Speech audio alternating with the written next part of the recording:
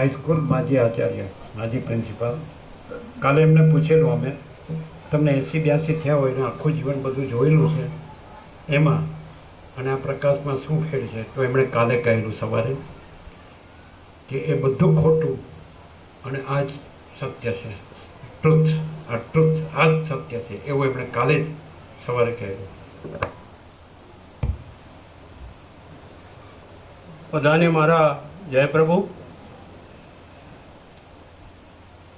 હવે આમ હું થોડા વાક્યમાં વાત કરીશ. તો આજે તો દિવાળી, દીપાવલી, પ્રભુએ અહીં આગળ કીધું કે અહીં સદા દીપાવલી, અને અમે જોઈ શકીએ છીએ, અમે અનુભવી શકીએ છીએ. અહીં આગળ સતત આનંદ જ હોય છે બસ.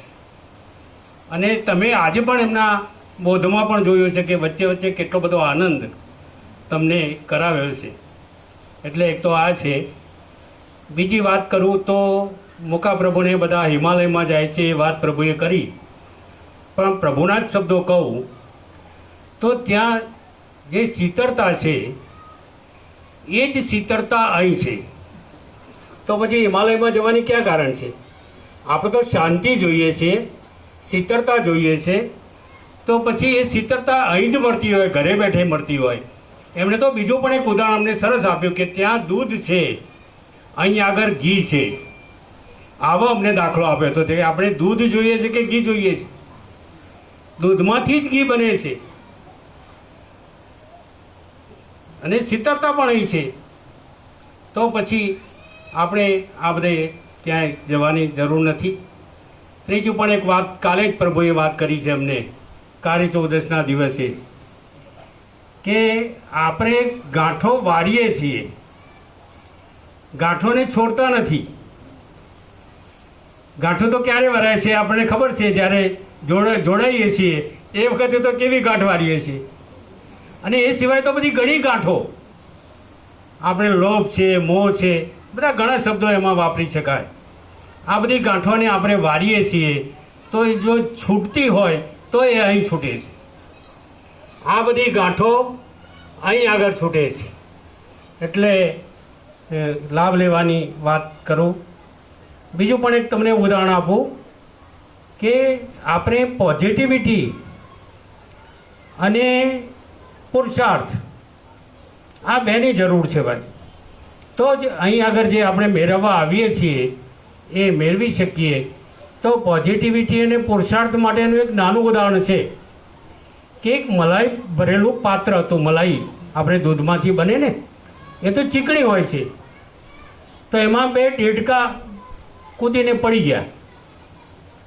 તો એક ડેડકાએ તો એવું સમજી લીધું કે હવે આ તો ચીકણું છે, આમાંથી નીકળાશે નહીં જ, મરે જ છૂટકો, અને તરત જ મરી ગયું.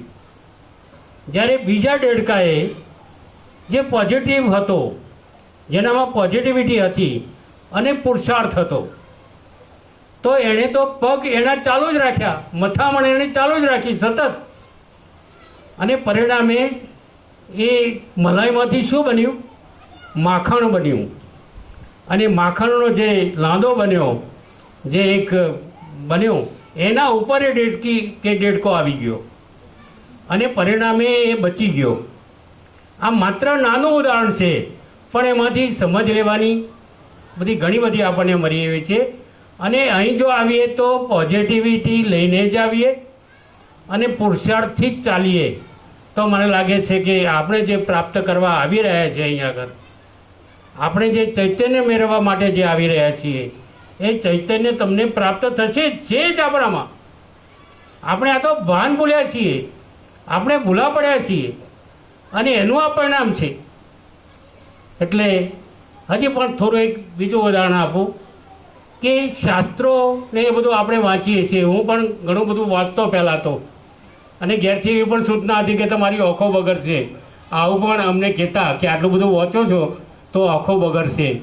અહીં આવ્યા પછી મેં વાંચવાનું લગભગ બંધ કરી દીધું છે. હવે જે એક પુસ્તક વાંચ્યું છે, જાપાનીઝ પુસ્તક હતું,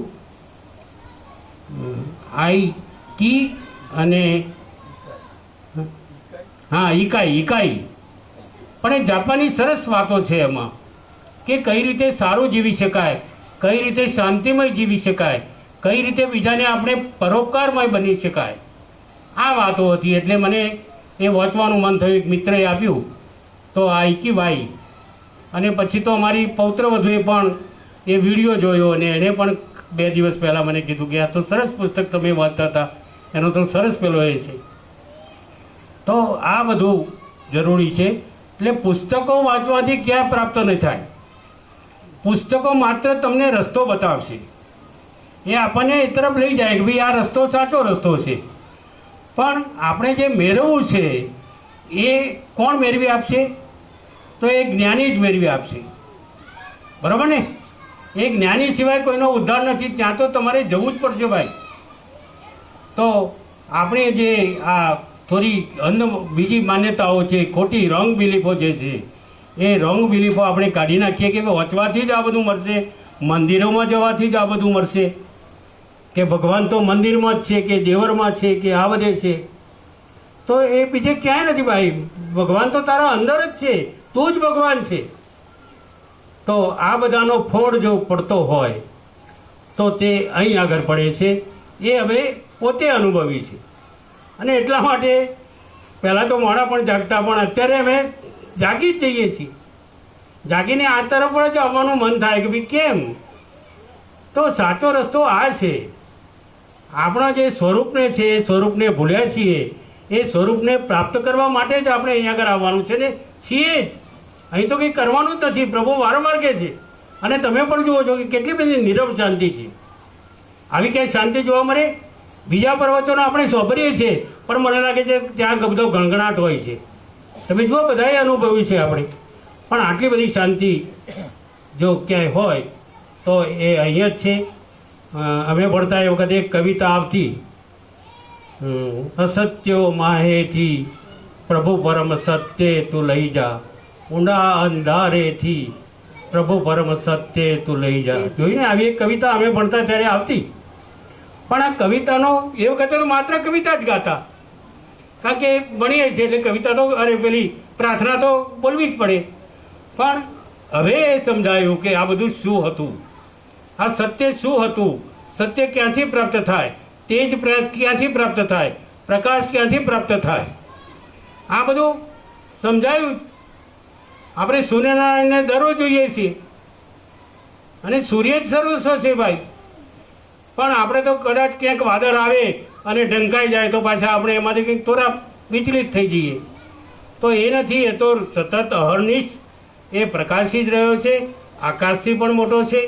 અને એનો તાદૃશ્ય દાખલો જો જોવો હોય તો અહીંયા આગળ પ્રકાશી રહ્યા છે, તમારી સામે જ એ પ્રકાશી રહ્યા છે.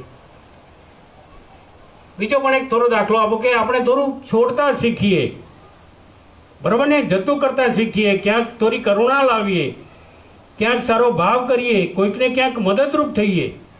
તો આ તો આપણે કરતા જ નથી. તો અંગારક મુનિ, મારા ખ્યાલથી એક મુનિ હતા, અંગારક મુનિ અને નારદ મુનિ બંને કોઈ કારણસર વિચરતા હતા. તો ત્યાં એમણે એક એવું દ્રશ્ય જોયું કે એક વેપારીના બાજુમાં જ પતરાળાને બધું પડ્યું છે, એમાં પેલો કોઈ કૂતરો એક ત્યાં આવી ગયું અને કૂતરાએ એને ખાવા માંડ્યું. તો તરત જ દુકાનમાંથી એક યુવાન દીકરો ત્યાં બહાર નીકળ્યો અને એને તરત જ ધોકો માર્યો. એને તરત જ લાકડી મારી દીધી. કૂતરું તો બૂમો પાડતો પાડતો ભાગી જ હતી. અને એ વખતે અંગારક મુનિને આપણા શું નારદ મુનિજીએ પૂછ્યું કે આ શું છે પ્રભુ? તો એમણે કીધું કે તમને આ ખબર પડી ગઈ? તો કે ના. તો કે હું તમને આ સાચી સમજ પાડો કે ભાઈ આ શું હતું. તો કે છે કે આ જે કૂતરું થઈને જે આવ્યું છે એ આ બાળકનો બાપ હતો. આ બાળકનો બાપ હતો ને એના પુત્રએ જ એને લાકડી મારી છે. કારણ કે એણે કંઈક છોડ્યું જ નથી, એણે કોઈને કંઈક આપ્યું જ નથી, કોઈના ઉપર એણે દયા કરી જ નથી, કોઈના ઉપર એણે કરુણા વરસાવી જ નથી. તો પછી એને આ જ ખાવું પડે ને. એટલે આપણે આમાં ન મુકાઈએ. અને આપણે સારી રીતે જીવીએ અને આ બધું પ્રાપ્ત કરીએ એ પણ આપણું અહોભાગ્ય છે કે અહીંયા આગળ પ્રભુ આપણને મળ્યા છે. અને બીજી બધી ઘણી વાતો કરવી છે પણ પાછા ફરીથી કોઈક વખત કરીશું. સમયનો અભાવ છે ને તો બીજા ઉદાહરણો પણ આપણે આપી શકીએ કે આપણે અહીંયા આગળ શું કરવું છે. જય સચ્ચિદાનંદ, જય પ્રભુ.